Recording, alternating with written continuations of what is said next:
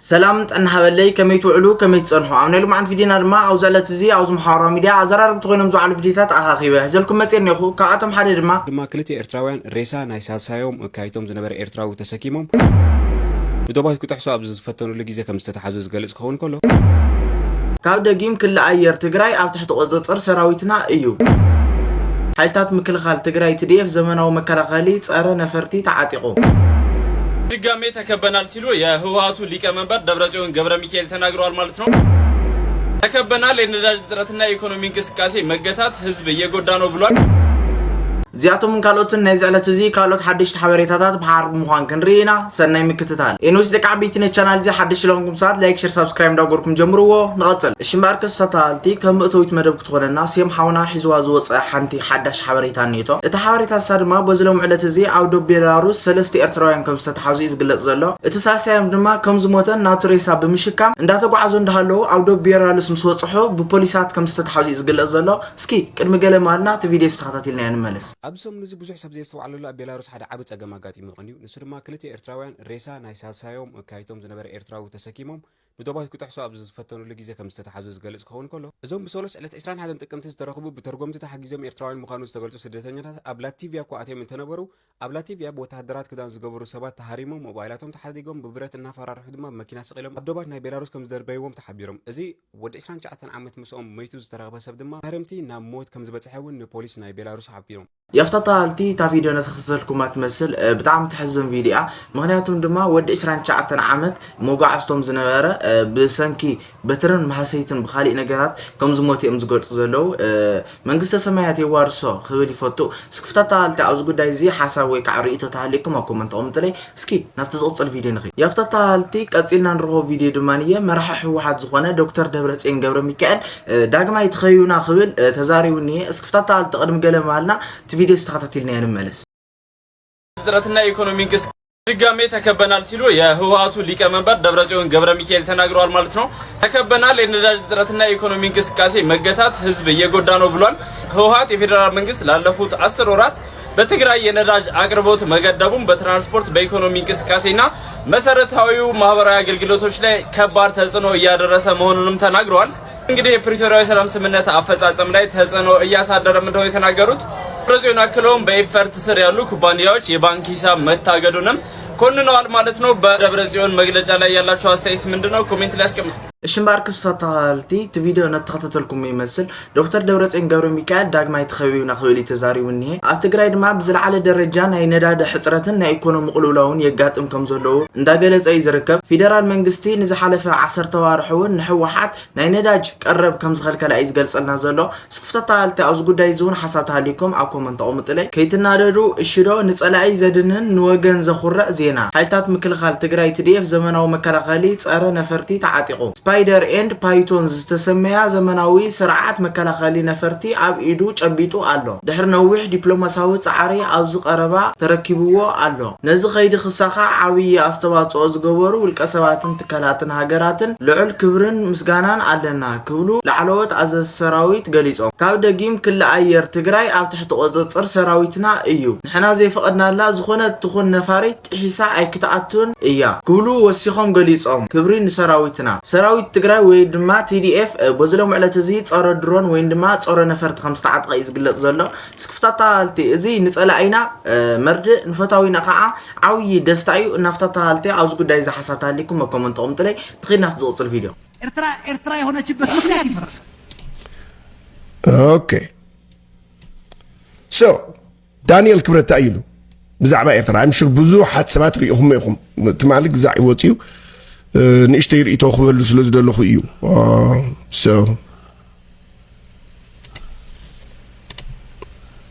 اللهم نكون سامعكم ونركم لهم أسقط قعدني حنير هو جن حزد لا يخوين رخيوم ملو بينو أبي أحمد نتزاربه توم جنرالات يمزاربون يروم نا يونيفرسيتي مهرات يمزارون يروم حزخع فليز ولك نيت كهو سلز دلو ሃይማኖታዊ መልክዑን ከላብስዎ ስለዝደለዩ ንሱ ዓዲያቆን እዩ ፈላስፋ ናይ ሃይማኖት ይገለመለ ስለዝበሃል አብይ አሕመድ በቱ ተለመደን ብርሃኑ ጁላ ዝገብርዎ ወረርናኪ መፀናክን ኤርትራ ሓዝናኪ ወደብናትና እዩ ታሪኻዊ እዩ ከምዚ እዩ ገለ ዝብልዎ ነበረ ቅይር ብዝበለ መልክዑ ከዓ ምናልባሽ እውን ህዝቢ ኣምሓራ ንምልዓዓል ተባሂሉ ሓሳብ ገይሮም ኣብ ግምት እትዮም ዝገበርዎ ነገር ክኸውን ይኽእል ሰብዚ ከዓ ኣርመኒ እዩ ኣርመኒ ኣራዊት እዩ ፋሽስታዊ እዩ ፅንተታዊ እዩ ጋንየን እዩ ዲያብሎስ ከም ዘሎ ብሂወቱ እዩ እንትበልና ምግናነ ይኩነን ዳንኤል ክብረት ብዛዕባ ኤርትራ ዝዛረበሉ ዘሎ ድማ ናባኻትኩም ክምለስ ናብዚ ክንመፅን ግዚኡ እዚኣ ክነልዕላ اللي عنده مشكلة تبقي الفراش في البيت وحاول ዚክ ታመሰረታዊት ነገር ከተሕዘኩም ሞ ድሕሪኡ ክንሰምዖ ኢና ታመሰረታዊት ነገር ዝብላ ዘሎ ተፈላሲፈ ኢሉ እንድዩ ናይ ኤርትራ ህልውና ከም ሃገር ኤርትራ ጠቅሊላት ተመስረተትሉ ተፈጠረትሉ ጉዳይ ምክንያት ኢትዮጵያ ወደብ ዘይብላን ምትራፍ እዩ ኢቱ ፕረሚስስ መሰረቱ ናይቱ ዘረቡ ዝገብሮ ዘሎ ስለዚ ኤርትራ ተፈጠረት ናይ ኢትዮጵያ ወደብ ወይ ድማ ኢትዮጵያ ወደባት ከይህልዋ ተባሂሉ እያ ተፈጢራ እሞቶም ስሳን ገለመለን ሸህ ተጋደልቲ ህዝባዊ ግንባር ተጋዲሎም ዝተሰውኡ ንኢትዮጵያ ወደብ ክኾል ኢሎም እዮም ተሰዊኦም ዝተፈላለዩ ነገስታት መንግስታት ኢትዮጵያ ኣብ ልዕሊ ህዝቢ ኤርትራ ዘብፅሕዎ ጭቆና ግፍዒ የለን ተቃሊሶም ኣይኮኑን ኤርትራውያን ሃገር መስሪቶም 30 ዓመት ዝደመይዎ ተቃለስዎ ኖ ንሱ ትርጉም የብሉን ሓሶት እዩ ታይዳ እዩ ዝብል ዘሎ ዳንኤል ክብረት ንዓና ንኢትዮጵያስ ወደብ ዘይብላ ኸትሩፍ ኢሎም እዮም ገይሮምዎ ዕሩኽታ ፈተውታ ንኤርትራ ወይ ድማ ፀላእቲ ኢትዮጵያ እዮም ከምኡ ገይሮም እምበር ህዝቢ ኤርትራ ሕቶ ይነበሮን ትርጉም የብሉን ናይ ኤርትራ ህልውና ናይ ኤርትራ ሃገርነት ትርጉም የብሉን መሰረት የብሉን ኢሉ ይዛረብ ዘሎ በዓልቶም ተትሰምዕዎ ዘሕሸ ይመስለኒ ኣብዚ ኤርትራውያን እውን ልቢሎም ከስተውዕልዎ ዘለዎም ከምዚ ዝበሉ ልቃውንቲ ኢና ባህልቲ እሊት ኢና ባህልቲ ኣስተውዕልዎት መሰረታዊ ዝኾነ ናይቲ ህዝቢ ናይቲ ሃገር ህልውና እዩ ዝኽሕድ ዘሎ ከም ሓደ ባዕሉ ዝኸኣለ ኤንቲቲ ዓለም ሕብረተሰብ ዝተቐበሎ ኣብ ሕቡራት መንግስታት ኣምባሳደር ዘለዎ ኤንቲቲ ሃገር ናይ ባዕሉ ባህሊ ዘለዎ ታሪኻዊ መጻጻ ዘለዎ ሕብረተሰብን ህዝብን ዝሓቆፈ ሃገር ምዃኑ ክሒዱ እቲ ሃገርነት ናይ ኤርትራ ኣርተፊሻል እዩ ናይ ኢትዮጵያ ወደብ ከይህልዋ ተገበረ ተንኮል እዩ ንስማዕ እዮም በዓልቶም ተትሰምዕዎ ዝበለፀ ዝመስለኒ ንሱ እዩ ክንሰምዖ ኸዓይና ፅንሑ ቁሩብ ድምፁ ስኽ ክብሉል እየ ምክንያቱ ድምፁ ትሑት እዩ እዚ ኦኬ በሉ ንስማዕ እዮም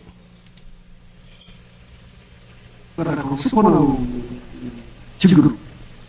ኤርትራ የምትባል ሀገር እንድትኖር ይባላል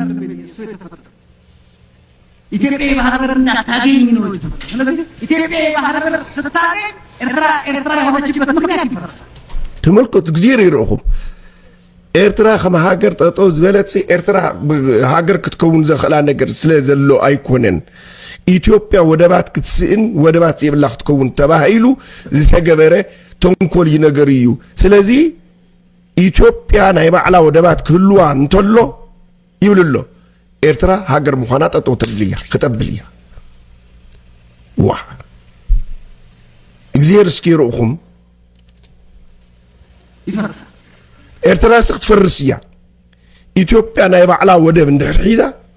ስለዚ ዕላማ ናይና ኣብይ ኣሕመድ ዕላማ ናይ ወዲ ባሻሻ ዕላማ ናይቶም እሊት ኢትዮጵያውያን ትወደብ እንድሕር ሕዲግና እያ ንኤርትራስ ኤርትራ ዘየላ ክትከውን እያ ከም ሃገር ክትፈርስ እያ ካብ ዝብል ተላዒሎም እምበር ወደብ የድልየና እዩ 130 ኢና ከምዚ ኢና ንዓብለና ኢና ኢኮኖሚና ናይ ህልውና ነገር እዩ ዝብል ፌክ እዩ ማለት እዩ ሓሶት እዩ ንሳቶም ዝደልዩ ዘለዉ ኤርትራ ክትፈርስ እዮም ዝደልዩ ዘለዉ ኤርትራ ከፍርሱ እዮም ላዕልን ታሕትን ዝብሉ ዘለዉ ዝተረፈ ኩሉ ዝድርድርዎ ዘለዉ ዘረባታት ሓሶት እዩ ምክንያት እዩ ማለት እዩ ልብ ኢልኩም ስምዑ ኤርትራውያን መን እዩ መንቀኛ ደመኛ ፀላኢኹም መን እዩ ከም ሃገር ከም ህዝቢ ክትህልው ዘይደልየኩም ኣስተውዕሉ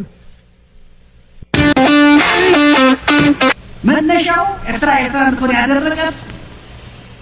ሌሎቹም የተቀበሉት ኢትዮጵያ ባህር በር እንዳታገኝ ልክ ኢትዮጵያ ባህር በር ካገኘች ኤርትራ ታዲያ ምን ታደርግላቸዋለች? በቃ የኤርትራ ጥቅም ያልቃል እዛ።